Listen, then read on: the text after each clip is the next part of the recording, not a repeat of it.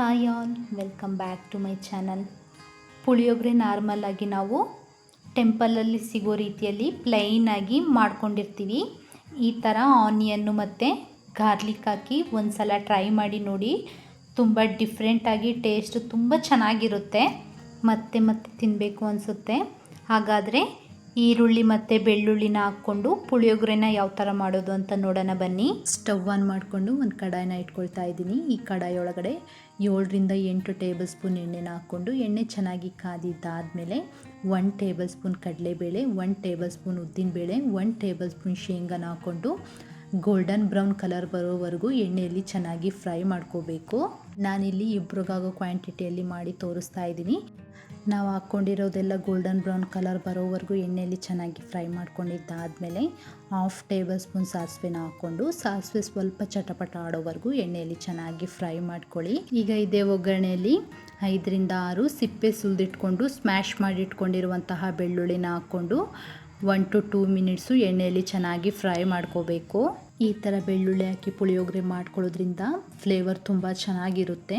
ಬೆಳ್ಳುಳ್ಳಿ ಹಾಕ್ಕೊಂಡು 2 minutes fry ಮಾಡ್ಕೊಂಡಿದ್ದಾದಮೇಲೆ ಈಗ ಇದಕ್ಕೆ ಕಟ್ ಮಾಡಿ ಇಟ್ಕೊಂಡಿರುವಂತಹ 3ರಿಂದ 4 ಒಣಮೆಣ್ಸಿನ್ಕಾಯಿ, 2 ಹಸಿಮೆಣ್ಸಿನ್ಕಾಯಿ ಹಾಕ್ಕೊಂಡು ಚೆನ್ನಾಗಿ ಫ್ರೈ ಮಾಡ್ಕೋಬೇಕು. ನಿಮಗೆ ಹಸಿಮೆಣ್ಸಿನ್ಕಾಯಿ ಬೇಡ ಅಂದರೆ ಸ್ಕಿಪ್ ಮಾಡ್ಕೋಬೋದು, ಆಪ್ಷನಲ್ ಇದು. ಒಣಮೆಣ್ಸಿನ್ಕಾಯಿನ ನಿಮಗೆ ಖಾರ ಎಷ್ಟು ಬೇಕು ನೋಡಿಬಿಟ್ಟು ಹಾಕ್ಕೊಳ್ಳಿ. ಇದಕ್ಕೆ ಈಗ ಕಟ್ ಮಾಡಿ ಇಟ್ಕೊಂಡಿರುವಂತಹ ಮೀಡಿಯಮ್ ಸೈಜ್ ಆನಿಯನ್ನ ಹಾಕ್ಕೊಂಡು 40-50% ಅಷ್ಟು ಫ್ರೈ ಮಾಡಿಕೊಂಡ್ರೆ ಸಾಕು. ಆನಿಯನ್ಸ್ನ ಜಾಸ್ತಿ ಫ್ರೈ ಮಾಡ್ಕೊಳ್ಳೋದಕ್ಕೆ ಹೋಗಬೇಡಿ. ಪುಳಿಯೋಗರೆಯಲ್ಲಿ ತಿನ್ನಬೇಕಾದ್ರೆ ಅಲ್ಲಿ ಆನಿಯನ್ಸ್ ಸಿಗ್ತಾಯಿದ್ರೆ ತುಂಬ ಚೆನ್ನಾಗಿರುತ್ತೆ. ಈಗ ಇದಕ್ಕೆ ಹಸಿ ಕರಿಬೇವನ್ನ ಹಾಕ್ಕೊಂಡು ಒಂದು ಸಲ ಚೆನ್ನಾಗಿ ಮಿಕ್ಸ್ ಮಾಡ್ಕೊಬಿಟ್ಟು 1 ಟೇಬಲ್ ಸ್ಪೂನು ಹಸಿ ತೆಂಗಿನಕಾಯಿ ತುರಿನ ಹಾಕ್ಕೊಂಡು ಚೆನ್ನಾಗಿ ಎಲ್ಲ ಒಂದು ಸಲ ಮಿಕ್ಸ್ ಮಾಡ್ಕೊಳ್ಳಿ.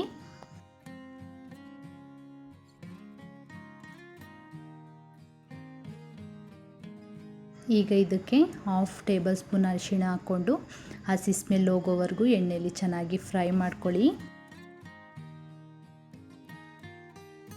ಅರಿಶಿನ ಹಾಕ್ಕೊಂಡು ಸ್ವಲ್ಪ ಹಸಿ ಸ್ಮೆಲ್ ಹೋಗೋವರೆಗೂ ಫ್ರೈ ಮಾಡ್ಕೊಂಡಿದ್ದಾದಮೇಲೆ ಈಗ ಇದಕ್ಕೆ ಪುಳಿಯೋಗರೆ ಪೌಡರ್ನ ಹಾಕ್ಕೊಂಡು ರುಚಿಗೆ ತಕ್ಕಷ್ಟು ಉಪ್ಪನ್ನ ಹಾಕ್ಕೊಂಡು ಒಂದು ಸಲ ಚೆನ್ನಾಗಿ ಎಲ್ಲ ಮಿಕ್ಸ್ ಮಾಡ್ಕೊಳ್ಳಿ.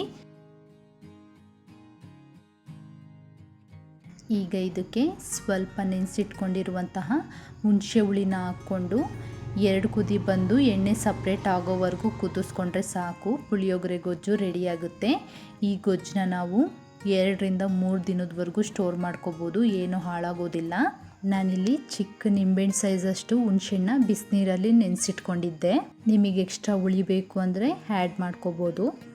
ನೋಡ್ತಾ ಇದ್ದೀರಲ್ಲ, 2 ಕುದಿ ಬಂದು ಪುಳಿಯೋಗರೆ ಗೊಜ್ಜಲ್ಲಿ ಎಣ್ಣೆ ಎಲ್ಲ ಯಾವ ಥರ ಸಪ್ರೇಟ್ ಆಗಿದೆ ಅಂತ.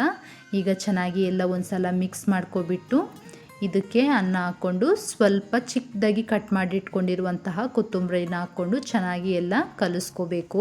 ಯಾರಾದರೂ ಫಸ್ಟ್ ಟೈಮ್ ನನ್ನ ಚಾನಲ್ನ ನೋಡ್ತಾ ಇದ್ದರೆ ಪ್ಲೀಸ್ ಸಬ್ಸ್ಕ್ರೈಬ್ ಮಾಡಿಕೊಂಡು ಪಕ್ಕದಲ್ಲೇ ಇರೋ ಬೆಲ್ ಐಕನ್ನ ಪ್ರೆಸ್ ಮಾಡಿ.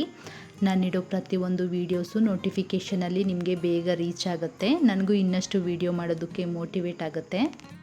ದೇವಸ್ಥಾನದಲ್ಲಿ ಸಿಗೋ ರೀತಿ ಪುಳಿಯೋಗರೆ ಪ್ರಸಾದನ ಮನೇಲಿ ಹೇಗೆ ಮಾಡ್ಕೋಬೋದು ಅಂತ ವಿಡಿಯೋ ಅಪ್ಲೋಡ್ ಮಾಡಿದ್ದೀನಿ. ಲಿಂಕು ಡಿಸ್ಕ್ರಿಪ್ಷನಲ್ಲಿ ಕೊಟ್ಟಿರ್ತೀನಿ. ಯಾರಿಗಾದರೂ ಇಂಟ್ರೆಸ್ಟ್ ಇದ್ದರೆ ಹೋಗಿ ಚೆಕ್ ಮಾಡಿ. ಈಗ ಪುಳಿಯೋಗರೆ ರೆಡಿಯಾಗಿದೆ. ಬಿಸಿ ಬಿಸಿಯಾಗಿ ಸರ್ವ್ ಮಾಡ್ಕೊಳ್ಳೋಣ. ನೋಡಿದ್ರಲ್ಲ, ಟೇಸ್ಟಿಯಾಗಿ ಡಿಫ್ರೆಂಟಾಗಿ ಆನಿಯನ್ನು ಮತ್ತು ಗಾರ್ಲಿಕ್ನ ಹಾಕ್ಕೊಂಡು ಪುಳಿಯೋಗರೆನ ಹೇಗೆ ಮಾಡ್ಕೊಳ್ಳೋದು ಅಂತ ಮಿಸ್ ಮಾಡದೆ ನೀವು ಒಂದು ಸಲ ಟ್ರೈ ಮಾಡಿ. ನಿಮಗೂ ಈ ವಿಡಿಯೋ ಇಷ್ಟ ಆದರೆ ಪ್ಲೀಸ್ ಲೈಕ್ ಮಾಡಿ, ಶೇರ್ ಮಾಡಿ, ಹಾಗೆ ಸಬ್ಸ್ಕ್ರೈಬ್ ಮಾಡ್ಕೊಳ್ಳಿ. Thank you for watching. Next ವಿಡಿಯೋದಲ್ಲಿ ಸಿಗೋಣ. ಬಾಯ್.